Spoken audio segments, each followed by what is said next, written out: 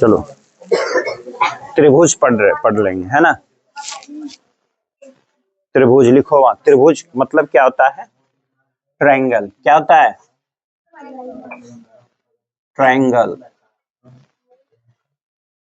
तो त्रिभुज देखो, त्रिभुज त्रिभुज त्रि मीन्स क्या होता है? तीन। त्रि मीन्स तीन, और भुज मीन्स भुजा। भुज मीन्स क्या होता है? भुजा। तो तीन भुजा। तो अगर तुमसे पूछेगा त्रिभुज किसे कहते हैं,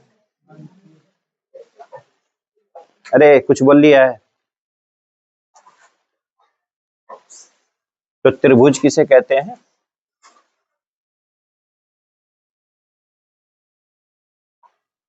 तीन भुजाओं से बनी एक बंद आकृति, किसको बोलेंगे? तीन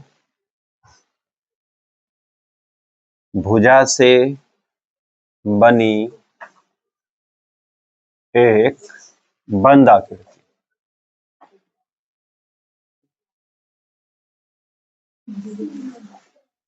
इसी को त्रिभुज कहते हैं। जैसे हम ले लिए यहाँ पे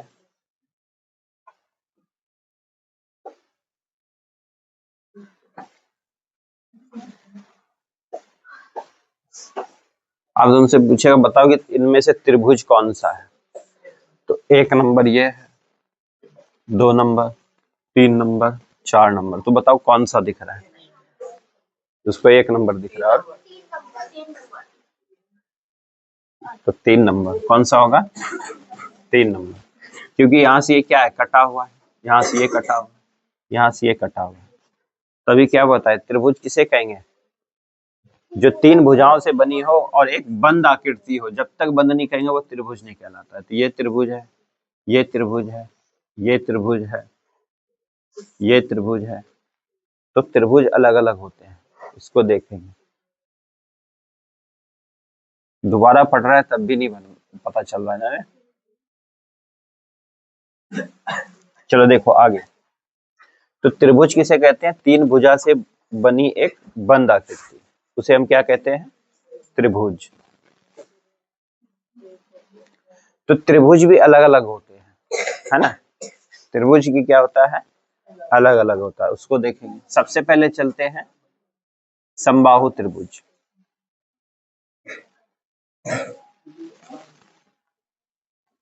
समबाहु त्रिभुज, समबाहु त्रिभुज क्या चलेंगे? समबाहु। सम मतलब इधर इधर खिसक जा। सम मतलब समान, और बाहु मतलब भुजा। जिसके सभी भुजा समान हो, जिसके सभी भुजा समान हो। जिस त्रिभुज के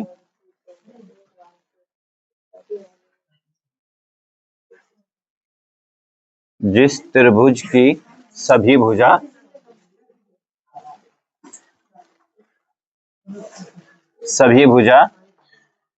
समान हो, उसे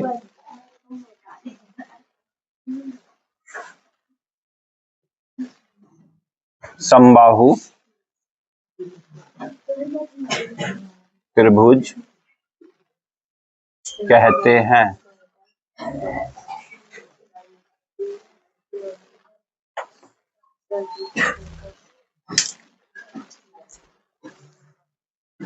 उसे समबाहु त्रिभुज कहते हैं। इसमें ये ए लेते हैं, ये बी लेते हैं, ये सी लेते हैं। तो ये भुजा ए बी भुजा बराबर होगी, बी सी भुजा बराबर होगी, सी ए भुजा बराबर होगी। समझे? चलो अब यहाँ देखो,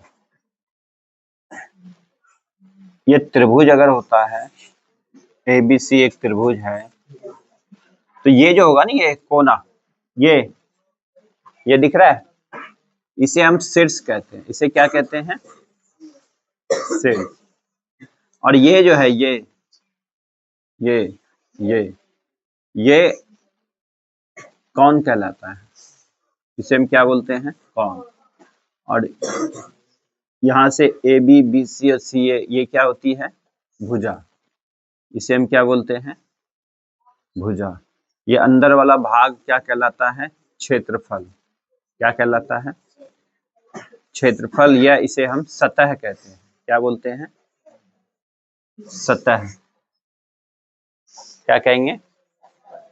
सतह। तो अगर तुमसे पूछा जाए त्रिभुज में शीर्ष कितने होंगे, तो शीर्ष कौन कौन सा होगा? एक शीर्ष तो ए है, एक बी है और एक सी है। यही आता है तुम्हारा त्रिभुज में, दे रखा है ना। इसी तरीके से अगर पूछेगा त्रिभुज की भुजा बता दो कौन कौन सा है, तो भुजा क्या है? यहाँ से ए बी, बी सी और सी ए। अगर पूछ लेगा इसके कौन बता दो कौन कौन सा है, देखो कौन को ऐसे दिखाएंगे, angle A, angle B, angle C. तो ये कौन को दिखाते हैं हम लोग, एंगल जिसे कहते हैं। तो ये कौन दिखाता है ना, कौन ए, कौन बी, कौन सी।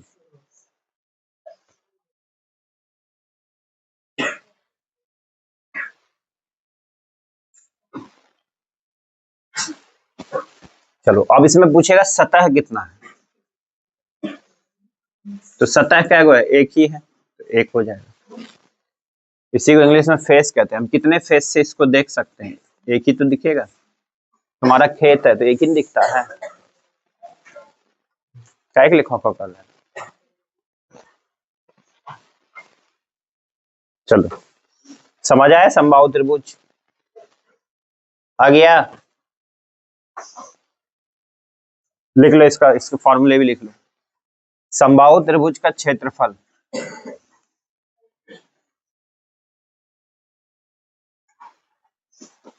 समबाहु त्रिभुज का क्षेत्रफल, देखो समबाहु त्रिभुज का क्षेत्रफल जो होता है √3/4 गुना भुजा स्क्वायर होता है।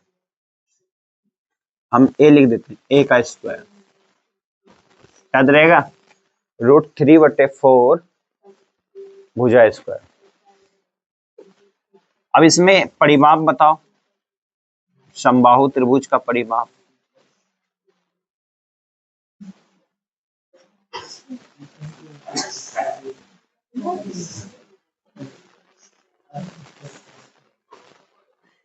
तुम जाएगा घर, खड़ा जाओ, घर जाओ।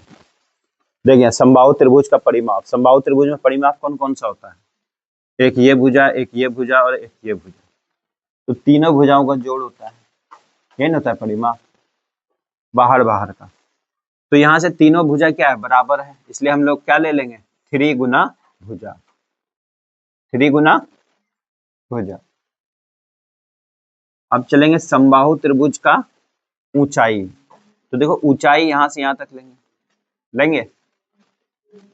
तो ये त्रिभुज की क्या है?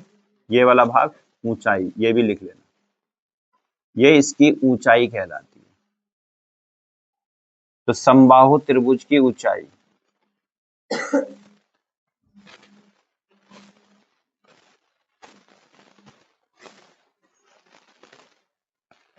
समबाहु त्रिभुज की ऊंचाई क्या हो जाती है? √3/2 गुना भुजा। इसमें सिर्फ भुजा लेते हैं, √3/2 गुना भुजा।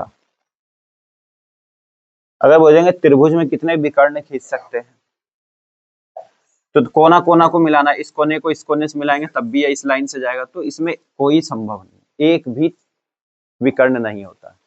अगर पूछेगा बताओ विकर्णों की संख्या कितनी है, विकर्ण कितने होंगे, तो 0 होंगे। क्या होगा? 0, यानी कि 0 होंगे, 0, 0। कोई विकर्ण नहीं होता त्रिभुज के, कोई विकर्ण नहीं होता। आज समझ। चलो एक और त्रिभुज आज बता देते हैं, इतना याद करके आओगे तब बताएंगे नेक्स्ट। दूसरा, अभी हमने पढ़ा समबाहु त्रिभुज, दूसरा चलते हैं समद्विबाहु, जिसकी 2 भुजाएं बराबर हो। समद्विबाहु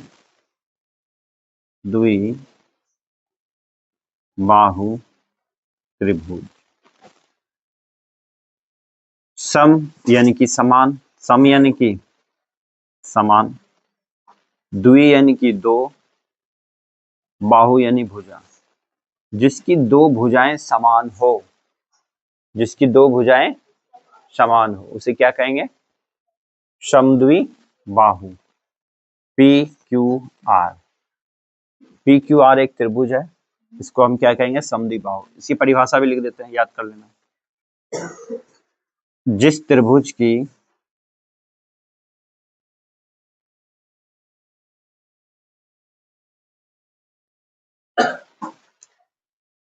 दो भुजा समान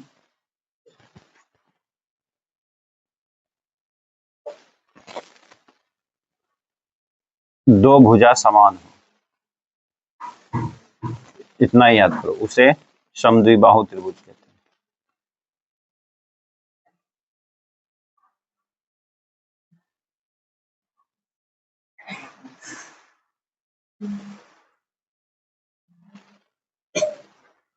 जिस त्रिभुज की दो भुजा समान हो उसे समद्विबाहु त्रिभुज कहते हैं। समझे?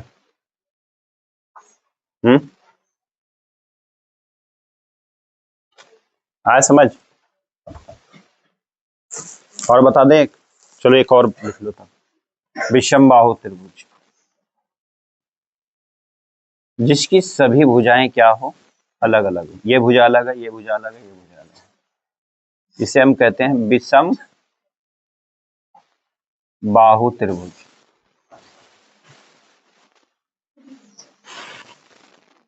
विषम यानी कि अलग अलग, विषम अलग अलग। परिभाषा लिख लो, जिस त्रिभुज की सभी भुजा अलग हो,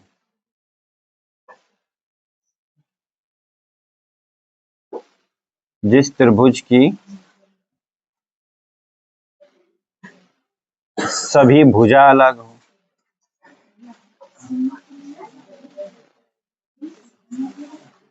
अलग अलग हो,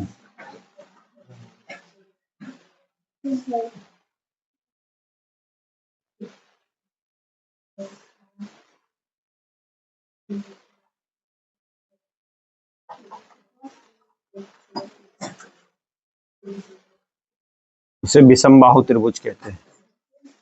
हो जाएगा याद? ये तीनों याद करोगे तब आगे चलेंगे। न्यूनकोण त्रिभुज, समकोण त्रिभुज और विषमकोण त्रिभुज, इन तीनों को पढ़ो।